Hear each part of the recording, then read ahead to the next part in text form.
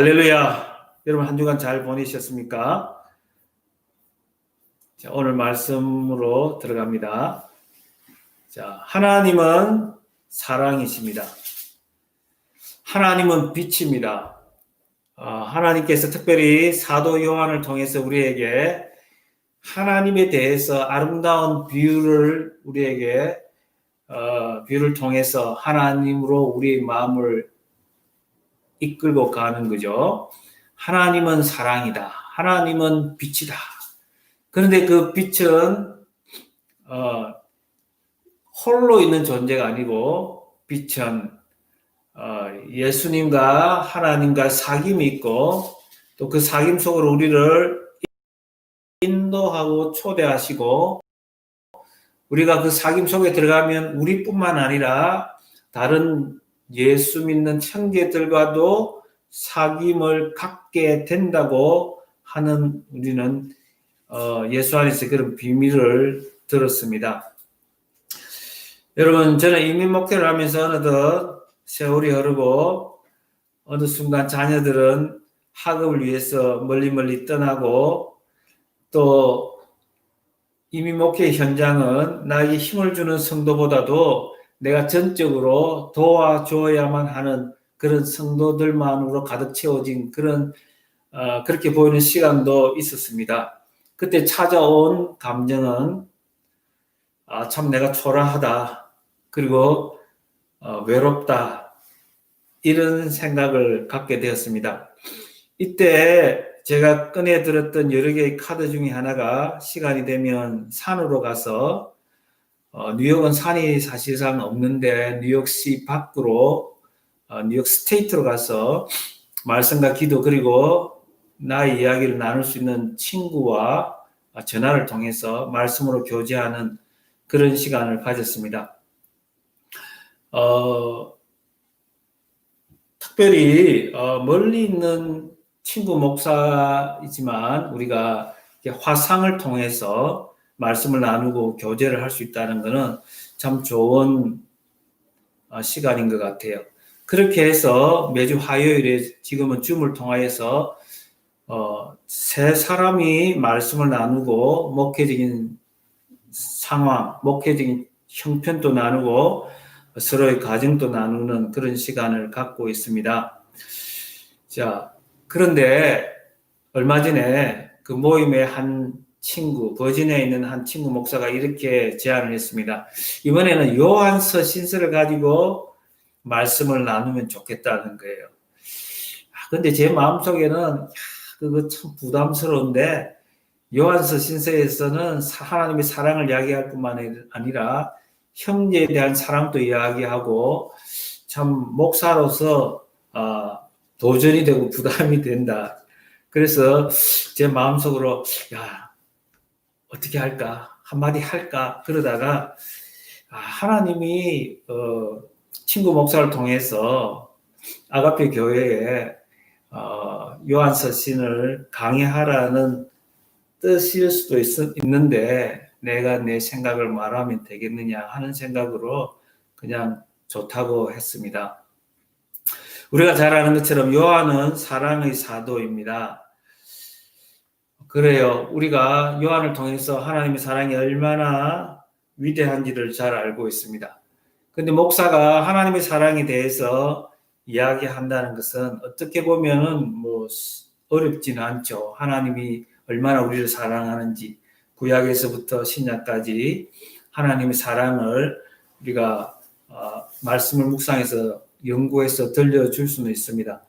그러나 현실 세계에서 이루어지는 우리들의 사랑, 나와 형제 간의 사랑에 대해서 말하는 것은 쉽지가 않습니다. 특별히 설교는 설교자의 인격을 타고내리는 것이기 때문에 여간 부담스럽지가 않습니다.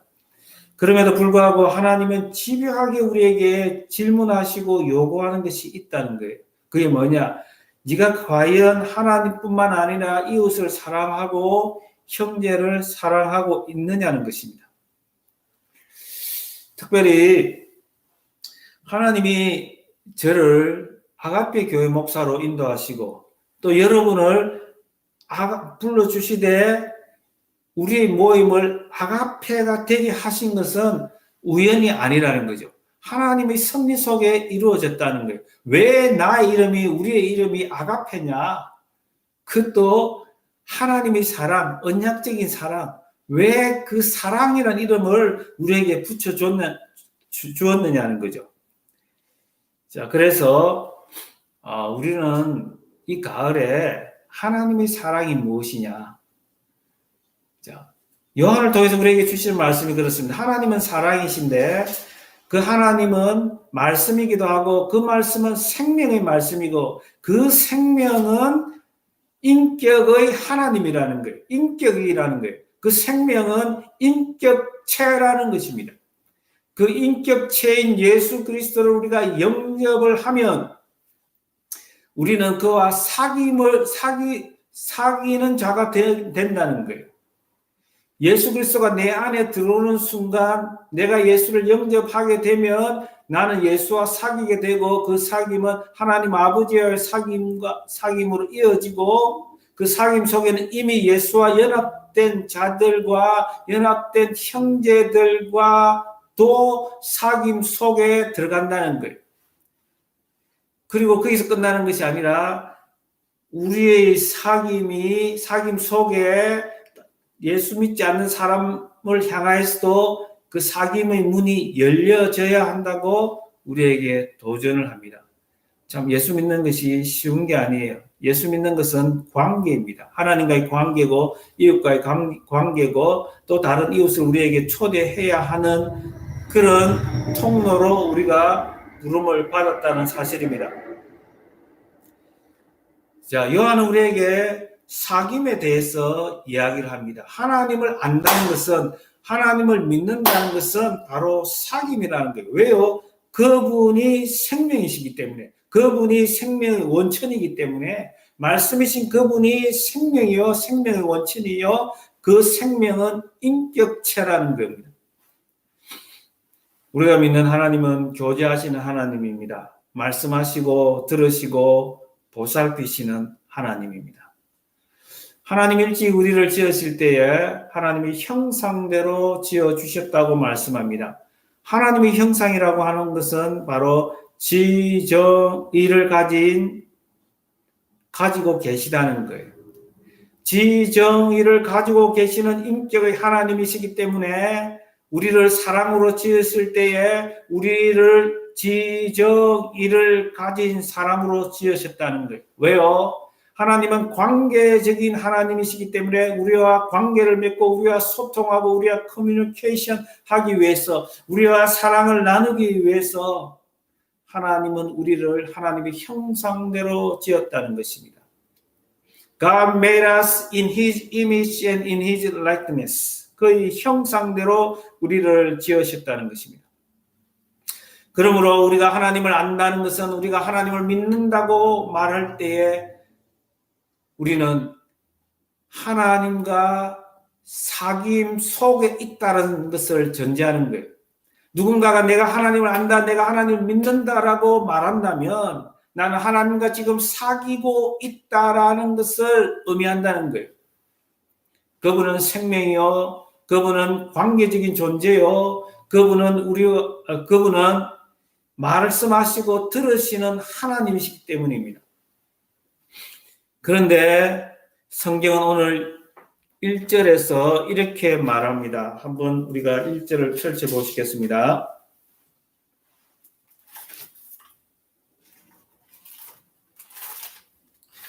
자, 요한에서 2장 1절. 나의 자녀들아, 내가 이것을 너에게 쓰면 너희로 죄를 범하지 않게 하려 함이라. 만일 누가 죄를 범하여도 아버지 앞에서 우리에게 대언자가 있으니 곧 어로오신 예수 그리스도시라. 나의 자녀들아, 지금 사도 요한은 노목회자입니다. 나이가 90이 넘었어요. 100세가 가까웁니다. 나의 자녀들아, 아직도 그 심장이 식지 않고 예수 그리스도의 피로 뜨거워진 그 심장을 가지고 자신이 목회하는 성도들이 자기의 자녀처럼 그렇게 사랑스러워 보입니다. 나의 자녀들아, 내가 이것을 너희에게 쓰면 너희로 죄를 범하지 않게 하려 함이라.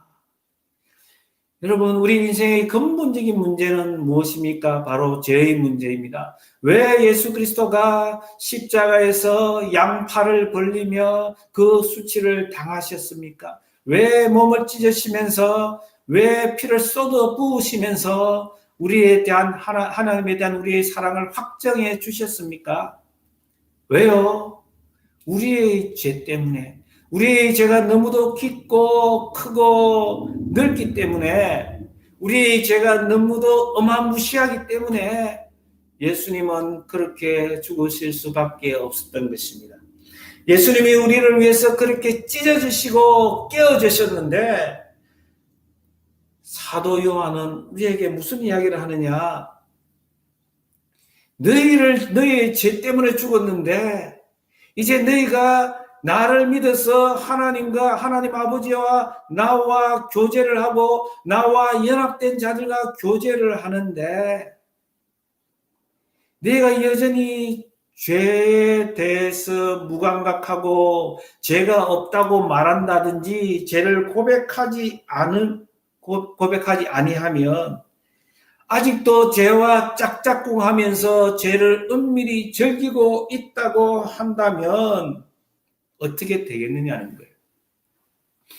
여러분, 하나님은 죄를 크게 다루세요. 왜요? 하나님에겐 죄가 굉장히 큰 문제예요. 빅딜이에요. 왜요? 죄는 하나님과의 관계, 하나님과 교제를 막기 때문입니다. 하나님과 사귄다는 것은, 하나님을 믿고 안다는 것은 하나님과 사귀는 것이고, 하나님과 사귄다는 것은 하나님 안에 거하는 것이고, 빛 가운데 사는 것입니다. 그럼에도 불구하고 우리가 죄를 계속해서 짓는다는 것은, 빛이 어둠과 같이 갈 수 없는 것처럼 우리가 어둠 속에서 헤매이고 있다라는 증거요 표시라는 것입니다. 히브리서 12장 4절에서 이렇게 말합니다. 죄와 피 흘리까지 싸우라는 거예요. 너희가 죄와 싸우되 아직 피 흘리까지는 대항하지 아니하고 적당하게 타협하고 빛 가운데 있다고 하면서 하나님과 사귄다고 하면서 하나님을 믿고 안다고 말하면서 너희들이 죄에 대해서는 은밀하게 아직도 제 성을 버리지 않고 적당하게 타협하고 살고 있지는 않느냐.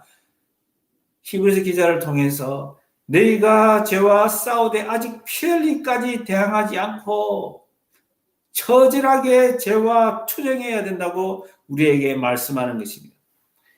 하나님이 우리를 인도하시는 방향은 거룩이요. 하나님이 우리 인생을 어디다 목적을 두고 있냐면 바로 거룩입니다. 우리가 예수님처럼 하나님처럼 되도록 예수 그리스도의 장성한 분량에 이르기까지 우리 안에서 성령을 통하여서 성화를 하고 계신다는 것입니다. 여러분, 죄는 우리의 양심과 영을 마비시킵니다. 영적 감각을 잃어버리게 합니다. 죄에 빠져 있는 동안에는, 죄를 짓고 있는 동안에는 죄가 얼마나 죄인 줄, how sinful is sin is. 죄가 얼마나 죄인 줄 모른다는 거예요. 그런데 오늘 사도 요한을 통해서 우리에게 아주 복음의 비밀을 우리에게 가르쳐 줍니다. 조금 전에 우리가 읽었는데요. 1절, 2절을 다시 한번 보겠습니다. 나의 자녀들아, 내가 이것을 너희에게 쓰면 너희로 죄를 범하지 않게 하려 함이라. 만일 누가 죄를 범하여도 아버지 앞에서 우리에게 대언자가 있으니 곧 의로우신 예수 그리스도시라. 그는 우리 죄를 위한 화목 제물이니 우리만 위할 뿐 아니요 온 세상의 죄를 위하심이라. 여러분, 예수 그리스도는 우리를 위해서 대신 죽어주셨어요. 대속의 죽음을 하셨습니다. 그 죽음을 뭐라고 하냐면 화목 제물이라고 합니다. 예수님이 대제사장이 되어서 우리의 모든 죄를 짊어지고 죽어주셨는데 그 죄는, 그 제사를 화목 제물이라고 해요. 구약의 모든 제사를 다 폐하시면서 마지막 희생 제사가 되어주셨는데 그 제사의 이름이 화목 제물이에요. 화목 제물이 뭐냐? 하나님과 우리가 원수가 되어 있었는데, 하나님과 우리가 분리되어 있었는데, 하나님과 우리를 화해시키는 reconciling sacrifice. 하나님과 우리 사이를 이어주는, 붙여주는, 하나 되게 해주는 그 제물이 되셨다라고 우리에게 말씀합니다. 십자가는 세로로 vertically 또 horizontally 수평적으로 만들어졌습니다. 하나님이 우리와 원수가 되어 있었는데 그 원수됨을 친구로 만들어주는 것이 십자가일 뿐만 아니라 이웃과 우리 사이의 관계도 바로 잡아주시는 것이 바로 십자가의 죽음이요. 그 십자가에서 죽어주신 그 예수 그리스도가 제물이 되셨는데 그 제물을 화목 제물이라고 합니다. 우리는 그렇게 해서 예수 그리스도의 공로로 우리는 하나님과 화목하게 되었습니다. 하나님과의 사귐 속으로 들어갔습니다. 예수 그리스도 공동체 속으로 들어왔습니다. 그런데요, 여전히 우리는 죄와 짝짝꿍하고 세상과 짝하여 살고 있는 우리를 보지 않습니까? 우리는 여기서 절망할 수밖에 없습니다.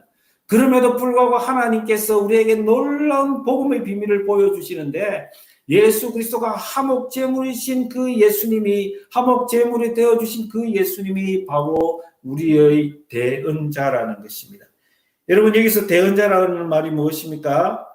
바로 대언자라고 하는 것은 우리말로 대언자라고 이렇게 번역했는데 원어에서는 헬라에서는 파라클레이토스라는 말입니다. 파라클레이토스. 그 뭐냐? 보혜사란 말이에요. 성령을 우리는 보혜사라고 그러잖아요. 요한복음 14장 4절로 가면은 요한복음 14장에서는 뭐라고 합니까? 자, 내가 또 다른 보혜사를 너에게 보내주리라고 말씀합니다. 자, 요한복음 14장으로 한번 가봅니다. 요한복음 14장 15절입니다. 내가 아버지께 구하겠으니 그가 또 다른 보혜사를 너에게 주사 영원토록 너희와 함께 있게 하리니 예수 그리스도가 또 다른 보혜사라고 말씀하시는 것은 내 자신이 바로 보혜사라는 말입니다. 예수 그리스도가 보혜사고 성령은 또 다른 보혜사라는 것입니다. 자, 또 다른이라고 말할 때 헬라에서는 헤테로스가 아니라 우리가 잘 아는 헤테로스가 아니라 바로 알로스라는 말을 썼습니다. 완전히 다른 그런 종류는 헤테로스예요. 그러나 성령님과 예수님은 같은 하나님이세요. 동등하신 하나님이 본질이 같은 하나님이에요. 그래서 서로가 동등하되 서로가 각각 다른 인격을 가진 그렇게 다른 알로스 다른 보혜사라고 우리에게 소개를 시켜주셨습니다.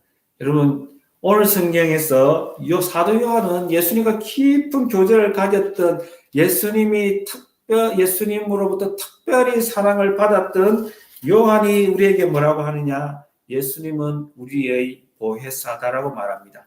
파라클레이토스는 파라 곁에 있는 곁에서 우리를 변호해주고 우리를 도와주시고 우리를 위로해 주시고 우리의 상담자가 되어주시는 분이라는 거예요. 여러분 로마서 8장 34절에서 성경이 이렇게 말합니다. 누가 정죄하리요? 죽으실 뿐만 아니라 다시 살아나시리는 그리스도 예수시니 그는 하나님 우편에 계신 자요 우리를 위하여 간구하시는 자신이라. 여러분 지금 예수 그리스도가 성령을 통하여 우리 속에 내주하고 계시지만 하나님 보호자 우편에서 여전히 지금도 우리를 위해서 간구하고 계시는 간이 으스러지도록 우리를 위해서 구하고 계시는 하나님이라고 성경은 우리에게 말합니다. 성경 우리가 하이델베르크에서 공부한 대로 우리 인생은 모두가 죄인이요 비참한 인생이라고 합니다. 하나님 앞에 비참하지 않는 자가 아무도 없다고 합니다. 그 비참한 인생의 유일한 위로자가 있으니 그 위로자가 바로 예수 그리스도라고 우리에게 소개하고 있습니다. 히브리서 4장 15절 16절입니다. 히브리서 4장 15절 16절입니다. 우리에게 있는 대제사장은 우리의 연약함을 동정하지 못할 리가 아니요 모든 일에 우리와 똑같이 시험을 받으시니로되 죄는 없으시니라. 그러므로 우리는 긍휼하심을 받고 때를 따라 돕는 은혜를 얻기 위하여 은혜의 보좌 앞에 담대히 나아갈 것이니라. 우리가 또 실패하고 또 우리가 절망하고 우리가 낮아빠지고 우리가 죄 속에서 헤어나지 못하고 있는 그 모든 것을 보혜사가 다 알고 계신다는 거예요. 그 보혜사는 모든 것을 체휼하지 못하는, 동정하지 못하는 그런 연약한 분이 아니라는 거예요. 우리가 확신을 가지고 자신감을 가지고 우리의 죄도 다 토해낼 수 있는 것은 뭐냐?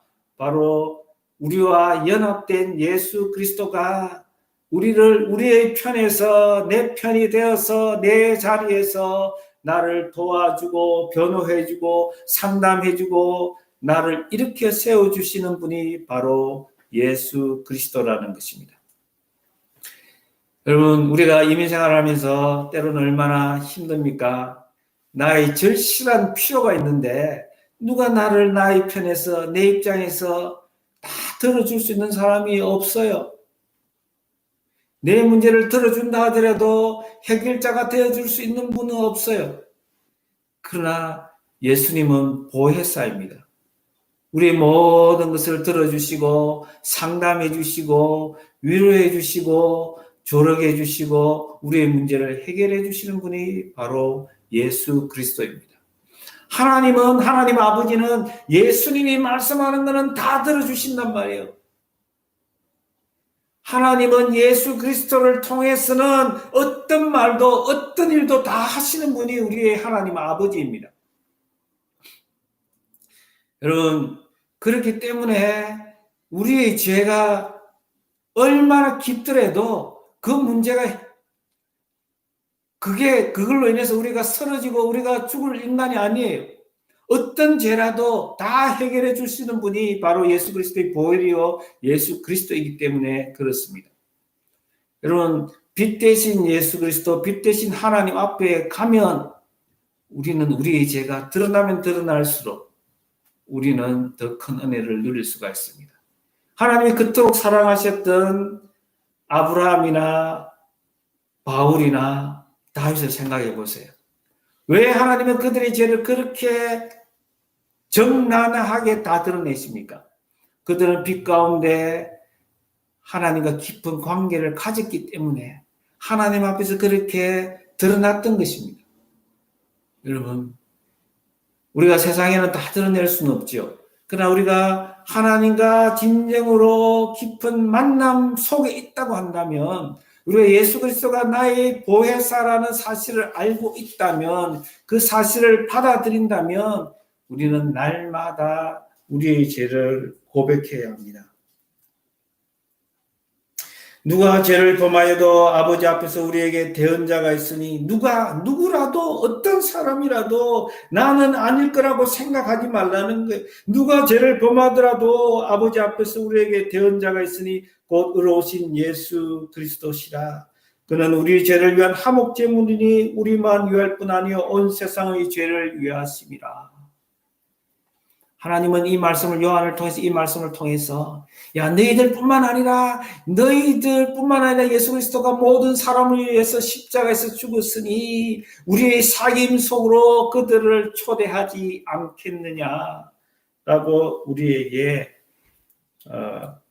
도전을 주시는 것입니다. 여러분, 찬송가 67장을 보면요, 우리의 인생은 어떤 인생입니까? 고린도후서에서 말씀하는 것처럼 우리는 정말 질그릇같이 연약한 인생입니다. 우리는 이런 인생을 우리는 안다면 우리에게 보혜사로 주신 그 예수님, 그 보배를 우리는 놓치면 안 되는 것입니다. 67장 보면 4절에서 질그릇같이 연약한 인생, 주 의지하여 늘 강건하리, 온 백성 지으신 만왕이시니 그 자비 영원히 변함없으라. 여러분, 그 자비라고 하는 것은 자격이 없는 자에게 허리를 굽혀서 하나님의 사랑을 우리에게 주시는 것이 자비잖아요.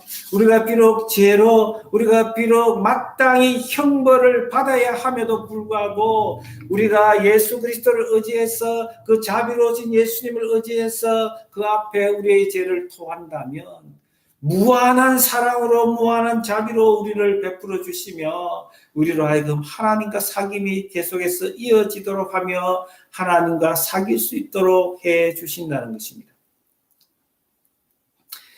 그리고 요한은 계속해서 말합니다. 예수님을 아는 사람은 말씀을 순종하고 계명을 순종한다는 것입니다. 진리가 우리 속에 있다는 것은 우리가 말씀을 지킨다는 것입니다. 하나님의 사랑은 말씀을 지킨 자 속에서 완전하게 된다는 거예요. 하나님의 사랑이 우리 속에서 완전하게 되게 하는 그 장치가 뭐냐? 하나님의 말씀을 지킨다는 거예요. 순종한다는 것입니다. 그리고 요한은 계속해서 말합니다. 이 사랑을 이야기할 때에 이 사랑이 갑자기 이야기하는 것이 아니라는 거예요. 이 사랑은 새 언약에서도 말할 뿐만 아니라 옛 언약에서도 구약에서도 이미 율법에서도 하나님께서 사랑을 말씀하셨다는 것입니다. 여러분 그렇습니다. 율법 전체를 요약한 것이 마태복음 22장입니다.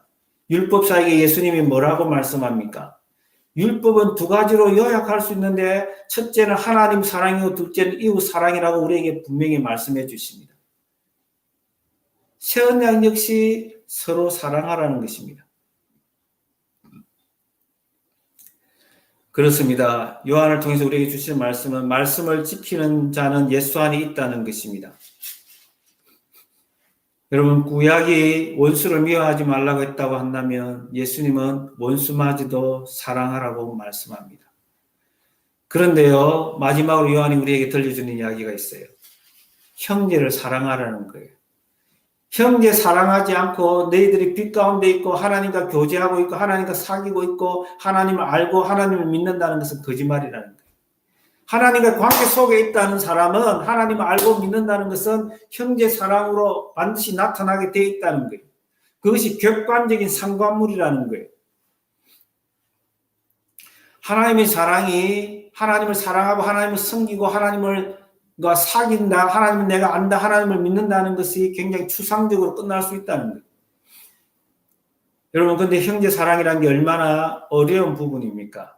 제가 속으로 요한일서를 하고 싶지 않았는데 하고 속으로 버텼는데 어쩔 수 없이 순종한 것을 모두의 말씀을 들었습니다. 그런데 우리가 한번 본질적으로 생각을 해봐야 돼요. 내가 왜 아가페 교회에 다니고 있는가? 내가 왜 아가페 교인인가? 아가페 교회가 왜 나의 정체성 아이덴티티가 되어야 하는가? 왜 그렇게 하나님이 만드셨는가 하는 거예요. 여러분 저는 최근에 지난주에 한 자매로부터 전화를 받았습니다. 눈물로 글썽글썽거리며 자신의 속을 다 터놓는 그런 자매였습니다. 어떻게 인터넷에서 전화번호를 찾다가 뉴잉글랜드 땅에 교회 전화번호를 뒤지게 되었고 결국은 저하고 연락이 닿게 되었습니다. 결혼해서 이혼당하고 아이들 중에 두 자녀 중에 하나는 가출하고 또 다른 하나이는 지금 함께 있는데 또 어제부로 가출하고 관계가 끊어지고 여러분 근데 그 자매가 나이가 50이라고 합니다. 근데 목소리는 시원시원하고 말재주도 있고 한데 참 목소리가 이제 상당히 피곤해 가는 것을 느낄 수가 있어요. 피곤해져 있다는 것을 이제 마음이 많이 상했다는 것을 느낄 수가 있었습니다. 근데 이야기가 참 이렇게 말을 선도 잘하시고 그러는데 조금 이상한 데가 느껴집니다. 어떤 이상한 점이 느껴졌냐면은 자기 실물이 30대처럼 보인다고 그래요. 그리고 화장하고 밖에 나가기가 좀 곤란하다고 그래요. 그래서 맨 얼굴로 모자 꾹 눌러 쓰고 밖에 나간다고 그럽니다. 그리고 한국 교회 나가면 형제들이 너무 가깝게 다가와서 친절하게 굴어서 그게 부담스럽고 싫어서 한국 교회에 나가기가 좀 곤란하다는 이야기도 했습니다. 그래서 이야기를 듣던 중에 이 사람이 마음에 상당히 문제가 생겼구나라는 생각을 하게 되었습니다. 조금 분열 정세가 왔다라는 생각이죠. 근데 제 마음에 계속해서 이 자매와 이 자매 가정, 이 자녀들이 떠나지를 않습니다. 그렇다면 이런 사람을 누가 돌볼 수 있느냐? 정말 뉴잉글랜드 땅에 이런 사람이 한둘이겠느냐? 이민 와서 이래저래 가정이 깨어지고 마음이 상한 자가 어디 한두 가정이겠느냐는 거예요. 방문을 걸어 잠그고 세상과 단절된 채로 사귐 없이 우리 인생은 본질적으로 사귐을 해야만 하는 존재로 우리가 만들어졌음에도 불구하고 사귐을 누리지 못하고 살아가는 사람이 어디 한둘이겠느냐는 거예요. 이민생활에 실패하여서 낮아빠진 사람이 어디 한둘이겠느냐는 거예요. 부모가 서로 관계가 깨어지면서 헤어지고 그 관계 속에서 자란 자녀가 한둘이겠느냐는 거예요. 교회가 그들의 최후의 보루가 되어주지 못한다면 그 상한 마음을 가지고 어디에 가서 위로받고 구원받을 수 있겠느냐는 것입니다. 여러분, 우리가 각 집안이 있어요. 우리 가정이 속한 집안이 있어요. 우리에게 삼촌도 있고 숙모도 있고 고모도 있고 이모도 있고. 여러분, 그런 집안을 한번 생각해 보세요. 여러분의 집안에 한 집안에 상하고 고장나지 않은 사람이 어디 한 사람이라도 있다고 말할 수 있는 사람이 있겠어요? 여러분, 우리 자신 한 사람만, 자기 자신만 생각해 보세요. 내가 상한 마음이 없다라고 고백할 사람이 누가 있겠어요? 우리 가정은 아무 문제가 없다라고 말할 수 있는 사람이 누가 있겠느냐는 거예요. 우리 모두는 사귐이 필요하고 우리 모두는 회복되어야 할 관계가 있고 우리 모두는 하나님의 사랑을 온전히 누려야 할 그런 대상입니다. 그 하나님을 믿는다는 것은 그 사귐 속으로 들어가서 그 사귐 속에서 우리의 마음이 치료를 받고 우리의 몸이 건강하게 되는 것입니다. 저는 이런 생각, 이런 꿈을 꾸게 됩니다. 우리 아가페 교회가 이런 사람들이 와서 힘을 얻을 수 있게 하면 그것이 하나님의 마음이 아닐까라는 것입니다. 우리는 오늘 이 가을에 오늘 이 아침에 근본적인 질문을 던져봐야 합니다. 하나님, 내 안에 진정 예수가 있습니까? 아니, 내가 예수 안에 있습니까? 내가 예수를 믿는다고 말하고 내가 예수를 안다고 말하는 것이 너무도 추상적이지 않습니까? 사도 요한은 우리에게 분명하게 이 근본적인 질문에 대해서 대답을 합니다. 형제를 사랑하면 빛 가운데 있다. 형제를 미워하면 너희가 여전히 어둠 속에 있다라는 것입니다. 그렇습니다. 모든 형제를 다 사랑할 수가 없어요. 한계를 느껴요. 내 자신이 부족함을 알아요. 내가 그들을 다 포용할 수 없다는 것을 알아요. 그러나 분명한 것은 내가 누구를 미워하면, 내가 누구를 사랑하지 아니하면 내 양심이 거룩한 근심에 빠져야 한다는 것입니다. 이거 없으면 곤란해요. 심각하게 고민해야 합니다. 내가 여전히 누군가를 사랑하지 못하는데 내가 사랑해야 할 그 대상에 대해서 내가 금을 긋고 살고 있는데 그런 상황에서 내 마음이 아프지 않다면 우리는 심각하게 고민을 해야 합니다. 내 안에 예수가 있는가? 여러분, 이 가을에 우리가 좀 솔직해 봐야 합니다. 내 안에 예수가 없다라고 말한 그 필립 얀시의 고백처럼 우리는 순간순간 내 안에 이 순간에 내 안에 예수가 없어요. 하나님, 내 안에 예수가 없어요. 내 안에 예수가 없는 것 같아요. 적어도 실존적으로 내 안에 예수가 없는 것 같아요 라고 고백할 수가 있어야 합니다. 예수님이 내 속에 분명히 있음에도 불구하고 내 죄로 인해서 여전히 내가 어둠 속에서 있다라는 사실을, 내 죄가 하나님과의 관계를 가리우고 하나님의 영광을 보지 못하고 있다는 사실을 우리는 솔직히 고백해야 합니다. 그런 자만이 우리는 예수님이 우리의 대언자요, 예수님이 우리의 보혜사라는 사실을 고백하면서 주님, 손들고 주님 앞에 갑니다. 내 모습, 내 깨어진 이 모습을 받아주시옵소서. 나는 질그릇같이 연약한 존재입니다. 하나님, 이 가을에는 하나님 앞에 나의 잠든 영혼과 무뎌진 양심이 깨어나게 하여 주시옵소서. 나는 죄인입니다. 예수님의 도움이 없이는 내가 살 수가 없습니다. 내 형제를 사랑할 수가 없습니다. 여러분, 이 가을에 하나님께서 우리를 만져주셔서 우리의 무뎌진 양심이 깨어나고 우리의 잠든 영혼이 깨어나서 하나님의 사랑을 누릴 뿐만 아니라 하나님과 깊은 사귐 속으로 들어갈 뿐만 아니라 하나님의 사랑이 나를 통해서 형제 가운데로 흘러갈 수 있기를 주님의 이름으로 축원합니다. 오늘 이 말씀을 기억하면서 우리가 한번 합심해서 한 1분간 기도하겠습니다. 하나님 아버지 은혜를 감사를 드립니다. 우리가 무엇이 간데 아들 예수님을 통해서 하나님과 화목하게 하시고 우리에게 보혜사를 주셔서 주님과 날마다 새롭게 교제할 수 있도록 하나님 은혜를 베풀어 주셨습니까? 주여 나의 연약함, 하나님 아버지 나의 무지몽매함을 주께서 아시오니 주여 이 시간 성령을 통하여 내 양심을 흔들어 깨워주시고 아버지 내 양심이 살아나게 하여 주시옵소서. 하나님 앞에 이 시간 죄인임을 다시 고백합니다. 이 죄로 인하여서 어둠에 거하지 않게 하시고 하나님 죄를 고백함으로 회개함으로 하나님 비단에서 살 수 있도록 은혜를 베풀어 주시옵소서. 주여 특별히 형제 사랑에까지 하나님 아버지 나의 사귐이 확장되고 뻗어갈 수 있기를 원합니다.